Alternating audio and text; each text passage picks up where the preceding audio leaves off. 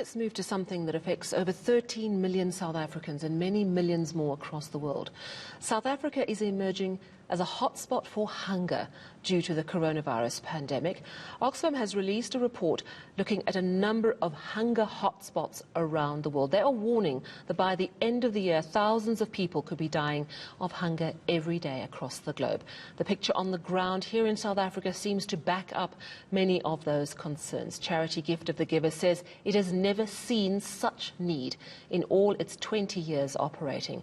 Well, let's talk about this issue now with founder Dr. Imtiaz Sooliman, and I'm also joined from Harare by Oxfam Regional Policy and Influencing Manager Dr. Arnold Chamunogwa.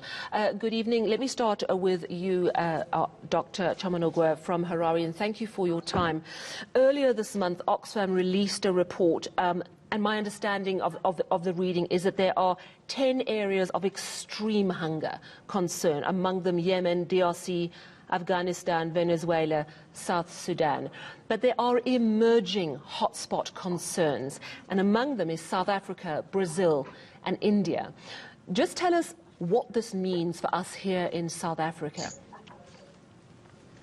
Okay, thank you very much. So the major highlights of our report is that by the end of the year and due to the coronavirus, close to 270 million globally, 270 million people globally will be facing a severe hunger crisis.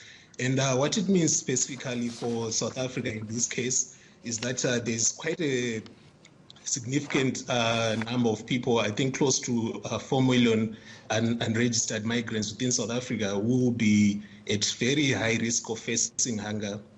Since they do not receive social assistance, since they are not recorded.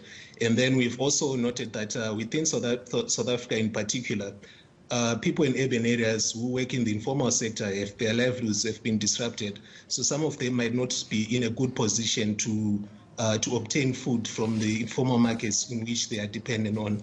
So this is something that is of big concern for Oxfam, and we also believe that it should also equally be a concern for the governments within the region. And this is not only affecting South Africa. Within Southern Africa, close to 44 million people will be facing severe hunger and food insecurity. And this is also partly a result of economic shocks, weather extremes like the drought which has been going on for the past 5 years, as well as the flooding which took place recently, and then the conflict in DRC and in northern Mozambique as well. Dr. Chamunogwa, I just want to chat to you about the sad reality is that even before the lockdown, which you say has absolutely worsened things, we had over 13 million South Africans going hungry. How much worse is it than it's always been? It's going to be worse indeed, because the COVID-19 situation is a crisis or a pandemic which is coming on top of other crises that were already there. So, for example, the drought that I've already mentioned and the flooding that I've already mentioned. So that means the net exporters of cereals or grains within the region, countries like Zambia and South Africa included, they are no longer in a position to export any grain to the neighboring countries. So it is now incumbent on the governments themselves to ensure that they feed the people. But they are also already strained. The economies have also been hit, unemployment, retrenchments, and job losses. So the impact is it will likely be huge if there are no quick interventions that are actually made. Dr. Sooliman, I'd like to bring you in here. Gift of the Givers has been working along with government and with private individuals to bring food to the hungry. How bad is it? What are you seeing on the ground? You've been working with hungry people for over 2 decades, nearly 3 decades now. Sally, it's the worst we've ever seen. And if you just take the Eastern Cape, I'll just give you a few examples. We were there 2 weeks ago, doing one of 3 things: water distribution, support to 22 hospitals, and food parcel delivery. We started in a place called Pedi, in a township area called Wesley. People came in a very dignified manner. They took their food parcels, and then the stories started coming out. The lady said, "Talk to my children. They will tell you the taste of every plant in this area," because for the last few months, that's all they've been doing, eating plants, because there's no food. Now, my team that works with me speaks the vernacular language, and she said after that incident, when it was announced and through our pictures, She said from many areas she got calls to say that Pedi is not the only area that has that kind of situation. This morning, we got a call from somebody in Port St. John's to say that they physically saw children eating plants, and they like to donate something towards the area or in the Eastern Cape in general. Then in other areas, my staff have seen 2 incidents. One, there's many more, but I'll narrate 2. One is, it's called a tip in Makanda, in Graflinet, where children are sent by their parents to find food. They walk distances to go find food, and in other areas where there's dump sites to find food. My project manager in Cape Town physically witnessed children taking a jam tin and sucking the jam tin, and even sucking a peanut butter bottle because they were hungry. You ask how bad it is. This is heartbreaking. Dr. Sooliman, I just want to ask for your perspective. We have seen such an outpouring since COVID-19. We've seen everyone, government, private companies, private individuals, NGOs such as yourself, really mobilizing to hand out food parcels. What has gone wrong? Why is it not enough? Or are we simply getting to the end of what we have available to give? Sally, there's many reasons. You know, first of all, we don't know. It could be that food parcels are reaching some other areas where we are not. But every area we've been to, they said they haven't received any food parcels from the beginning. So I don't know what kind of system there was to ensure that every province gets food parcels. In Eastern Cape, for Pedi, for example, the same place where we went, they said they only received 25 parcels in the whole month, in the whole 3 months. And they were actually thinking whether to take it or not, because who's going to get and who's not going to get. And eventually the community said, let's take it. The other thing is, remember when we think of hunger, we think of unemployed people. We think of the masses. There's a new dimension here now. People who generally give charity, or who could give, or even if they don't give charity, they were not dependent on receiving food parcels. Now active working individuals have become dependent on food parcels. You may think it's the car guard or the hotel waiter or a restaurant, somebody. But these are people from top positions. Senior management from an airline called us, senior management from a hotel called us, and said we have house, we have car, we have kids in expensive schools. We can't pay this anymore. But more than that, right now, our problem is we can't buy food for our children in our homes. The lady said, I'm a top manager in a hotel. I have the house, I have the car, I have my kids at school. I'm selling the house, I'm selling the car, I'm taking my kids out of school. They're not going back to school this year. Can you give me a food parcel? I'm a senior manager at a top hotel. It's heartbreaking. I want to bring Dr. Chamunogwa in from Oxfam. Listening to what Dr. Sooliman had to say about the very real lived experiences that people who would normally be able to cope are now desperately reliant on food parcels.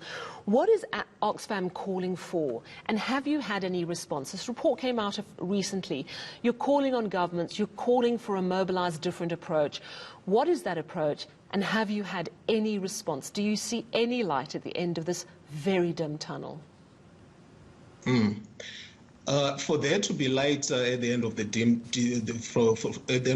tunnel, there has to be collaboration between government and development agencies and donors in some cases.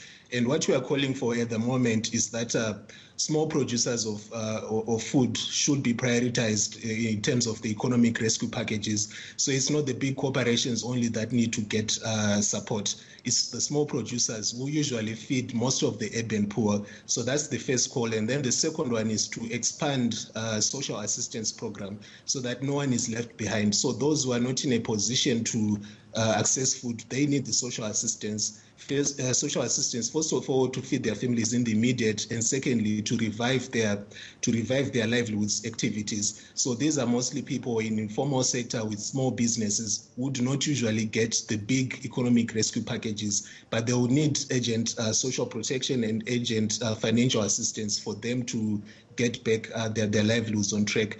And in terms of our engagement with the different governments, we are in dialogue with them, we are in dialogue with other development agencies, and we are also calling on donors to also increase the support that they provide to the most poorest countries so that the governments can also can also be able to assist people. And finally, we are also calling on international financial institutions to come up with debt relief packages so that governments, instead of allocating a lot of money towards repaying the debts that they owe, they should then be able to allocate that money towards social assistance, towards reviving informal economies, and towards ensuring that economies do function again and people are able to feed themselves and restore their dignity. So real big, bold action is required quite urgently. Final word to you, Dr. Sooliman, and very briefly, what Oxfam is saying there, do you think that it's that sort of intervention that is needed? Is there more that you can add to really try and stave off this horrific hunger picture we're seeing? There's a few points, Sally. One is, as a result of the drought, a lot of farm workers have been put off. If we support farmers, what Gift of the Gives has been for the last 4 years now, farmers need water, and they need fodder. Once you have agricultural going again, you'll have so many thousands of farm workers back on work, don't require food parcels, they can look after themselves. And even in all homes, if you can start growing some kind of crop in their homes, people have to be dependent on their own food security right now. So the situation is that farm workers as well as farmers require food parcels right now. So creating jobs among the farmers and farm workers, getting them back to work will circulate a lot of money and will support small towns. A lot of small town shops have closed because there's no economy to buy anything. So if we support in labor-intensive programs, it's going to make a huge difference. The informal sector is right because a lot of foreign nationals have said, we don't fit in anyway. And we are hungry, our children are hungry, what do? We run these small shops, we need to activate those again and give them support. And finally, the last point is financial institutions. I had a discussion with a huge bank a few days ago, and I said, look, giving a debt relief or a holiday relief for 3 months doesn't help if you're still charging interest. Waive the interest for the next 6 or 7 months. Give people time to get onto their feet, and they can pay you back slowly without interest. Otherwise, it compounds and they never get out of the situation. So it requires collective measure from financial institutions, companies, government, everybody working together. Well, thank you very much to both of you. A very grim story, but an important one for us to highlight. That was Dr. Imtiaz Sooliman of Gift of the Givers, and thanks very much to Oxfam's Dr. Arnold Chamunogwa from Harare this evening.